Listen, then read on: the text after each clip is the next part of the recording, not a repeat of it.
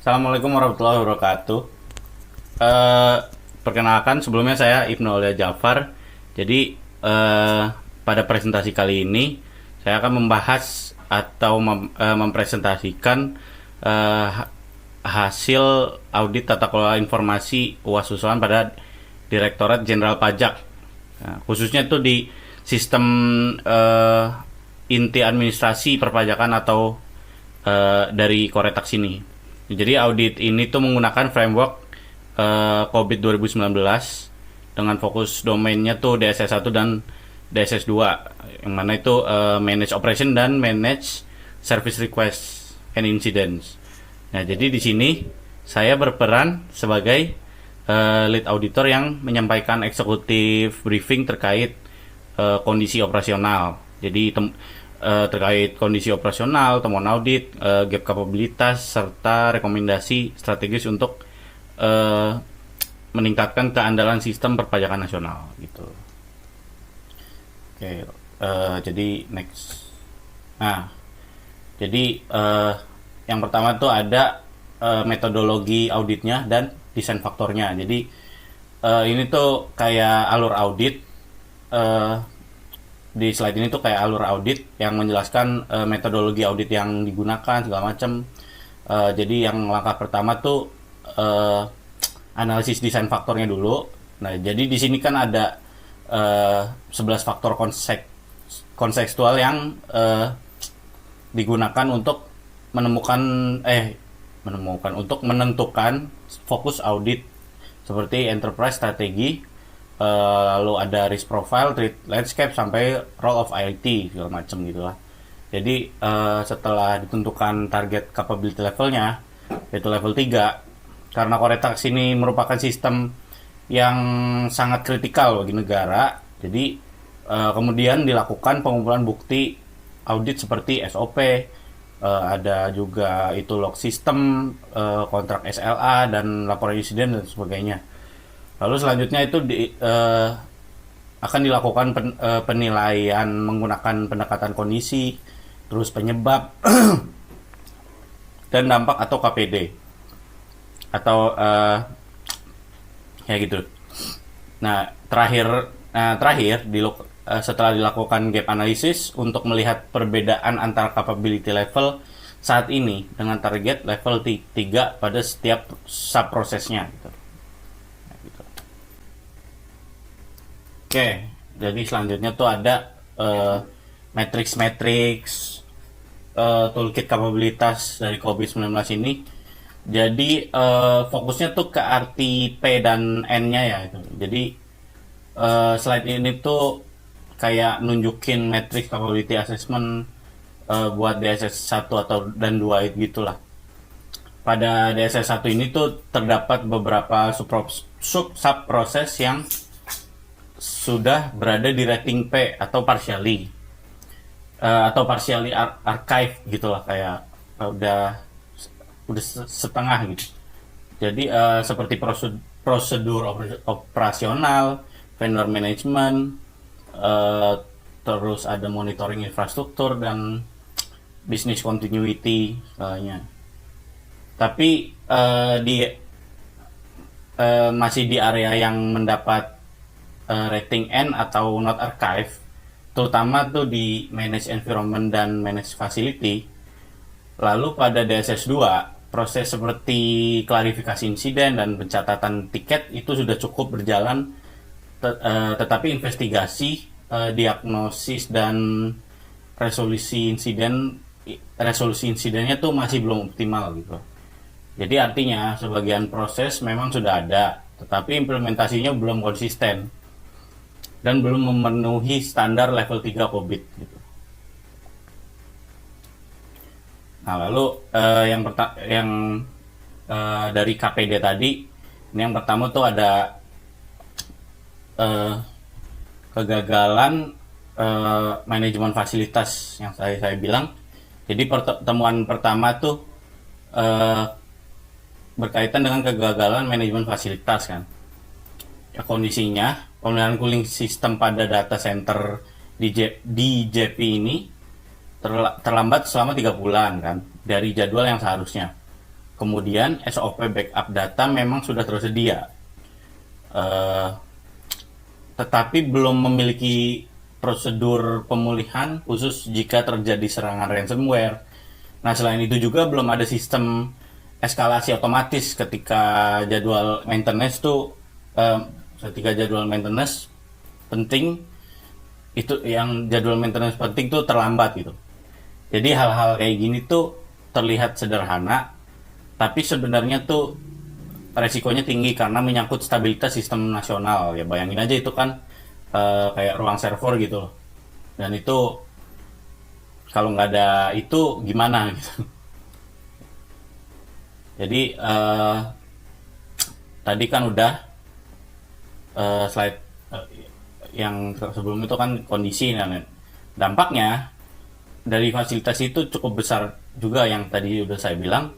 Jadi kalau cooling system itu tuh gagal, server bisa mengalami overheating dan menyebabkan downtime secara nasional gitu skalanya. Jadi akibatnya tuh jutaan pajak atau jutaan wajib pajak itu tidak bisa melapor SPT gitu. Lalu tanpa prosedur ransomware recovery yang jelas, terdapat risiko kehilangan data perpajakan secara permanen.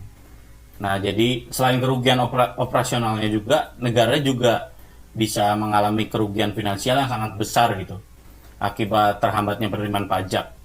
Bahkan kondisi ini juga berpotensi menimbulkan pelanggaran regulasi dan sanksi hukum untuk pihak terkaitnya gitu. Jadi bahaya banget.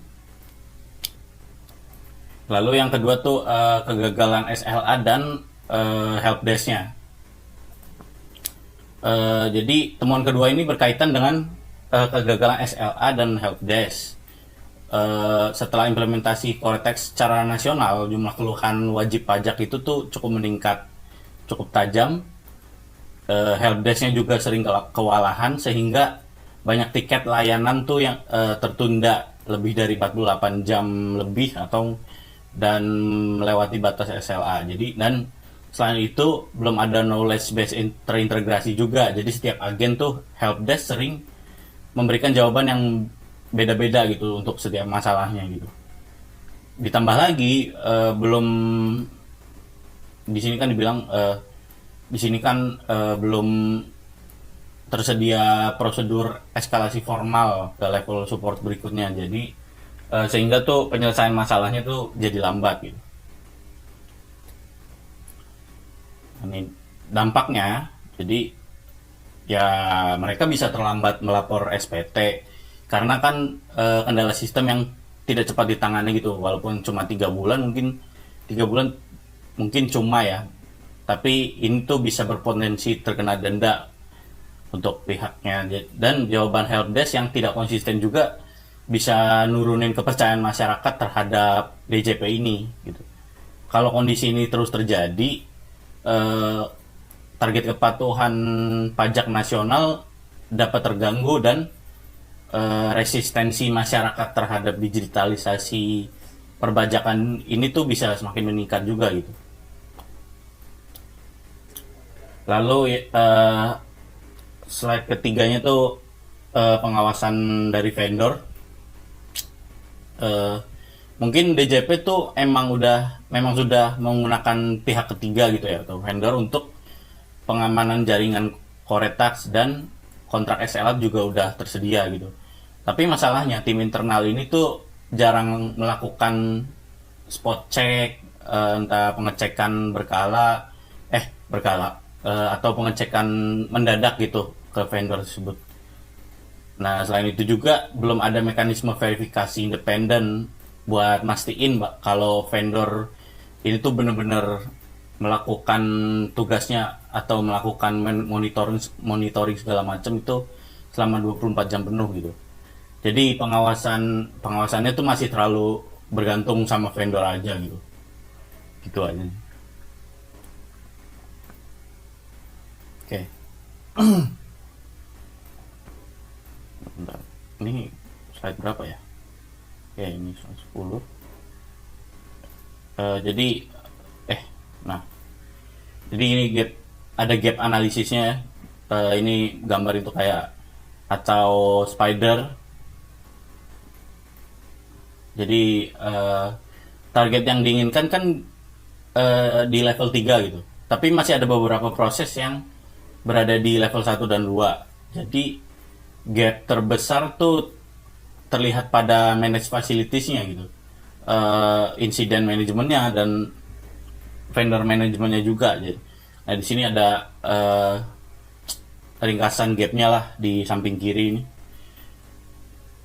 Jadi artinya tuh proses-proses itu tuh belum sepenuhnya terdefinisi dengan baik dan belum berjalan secara konsisten. Jadi secara keseluruhannya rata-rata gap ini tuh masih ada di angka level 2, di angka 2 level, sehingga tuh dibutuhkan untuk perbaikan tata kelola yang cukup cukup signifikan gitu, cukup berdampak. Oke, mungkin ini, oh ya, ini masih ada itu juga, eh,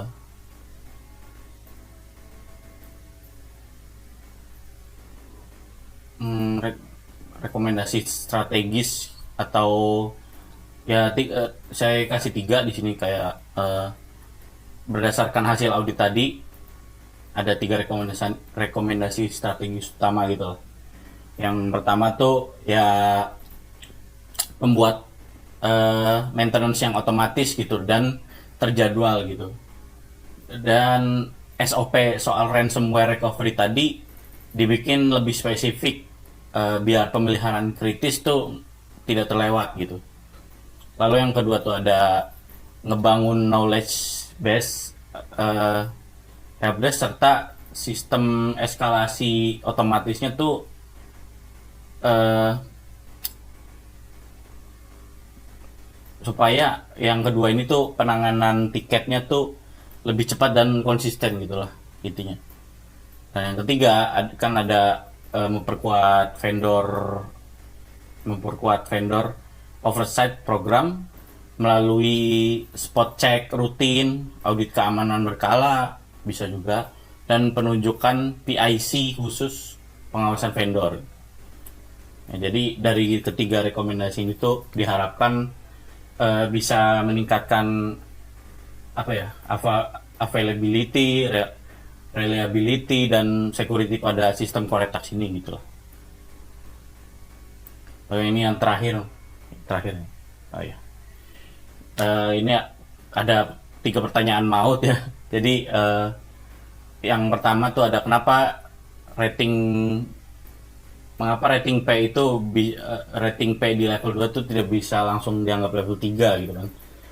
Ya karena dalam COVID ini capability level tuh bersifat bertahap gitu ya. Jadi rating P itu tuh cuma menunjukkan proses sudah berjalan sebagian gitu. Baru setengah atau tapi belum konsisten, belum secara terjadwal atau terus-menerus gitu dan belum terstandarisasi penuh dengan syarat level 3 gitu. Gitu. Nah, pertanyaan kedua tuh bedanya bukti audit SOP dan log system. Jadi SOP tuh ngebuktiin kalau bahwa organisasi itu tuh memiliki prosedur tertulis. Nah, sedangkan log system membuktikan bahwa prosedur itu tuh benar-benar dijalankan di lapangan gitu, secara real. Jadi auditor tuh nggak cukup hanya melihat dokumen aja, tapi juga bukti implementasi yang nyata gitu. Lalu yang pertanyaan yang terakhir, ini kalau DSS 105 gagal, risiko finansial terbesarnya tuh apa? Jadi risiko terbesarnya tuh ya downtime tadi di Koretas yang bisa mengganggu penerimaan pajak nasional, menimbulkan biaya pemulihan besar, serta mungkin bisa memicu risiko kebocoran data juga dan gangguan layanan atau pelayanan untuk rakyat gitu, masyarakat. Oke, mungkin cukup sekian aja ya yang bisa saya sampaikan terkait hasil audit tata kelola informasi ini di sistem Coretax DJP itu. Terima kasih perhatiannya, Mas Rian Rahmatrian Hidayat. Sekian, kurang lebihnya mohon maaf. Wassalamualaikum warahmatullahi wabarakatuh.